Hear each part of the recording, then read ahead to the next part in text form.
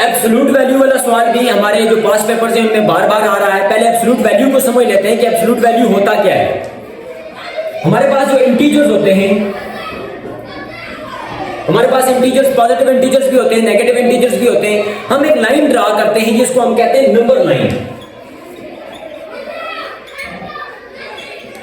Number line में बिल्कुल दरमियान में सेंटर में होता है 0 और इसके राइट वाली तरफ होते हैं पॉजिटिव इंटीजर, यानी +1, +2, +3, +4 और ये आगे इसी तरह चलते रहते हैं। इसी तरह जो 0 के लेफ्ट वाली तरफ होते हैं वो नेगेटिव इंटीजर्स होते हैं, -1, -2, -3, -4, -5 और ये इसी तरह आगे चलते रहते हैं।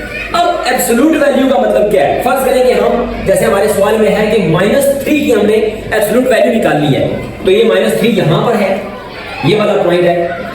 एब्सोल्यूट वैल्यू का मतलब है किसी भी नंबर का 0 तक जो डिस्टेंस होता है उसको हम एब्सोल्यूट वैल्यू कहते हैं। मिसाल के तौर पर अब हमारा ये -3 है तो इसका डिस्टेंस हमने 0 तक कैलकुलेट करना है, ये वाला। अब ये कितने पॉइंट आता है? एक पॉइंट ये, दूसरा ये, तीसरा ये, यानी इसका जवाब आता है 3 पॉइंट्स। फर्ज करें कि हम ये -5 का निकालना चाहते हैं एब्सोल्यूट वैल्यू, यहां से लेकर डिस्टेंस हमने 0 तक कैलकुलेट करना है। 1, 2, 3, 4 और 5, इसकी वैल्यू आ जाएगी 5। अब पॉजिटिव इंटीजर की तरफ आते हैं। हमने फर्ज करें 4 का +4 का एब्सोल्यूट वैल्यू निकालना है। डिस्टेंस हमने 0 तक की चुके कैलकुलेट करना है, 1, 2, 3 और 4, इसकी वैल्यू आ गई 4। बस हमें पता चला कि absolute value is the distance between that number two the 0।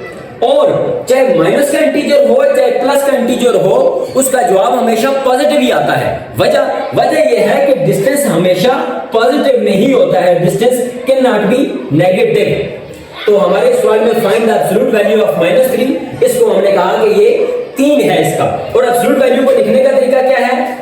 -3 absolute value, ये 2 लाइनें हम इसके दाएं बाएं लगा देते हैं और इसका आगे जवाब देते हैं कि हम 3। इसी तरह अगर हमें मालूम करना हो +3 का एब्सोल्यूट वैल्यू तो वो भी आ जाएगा 3।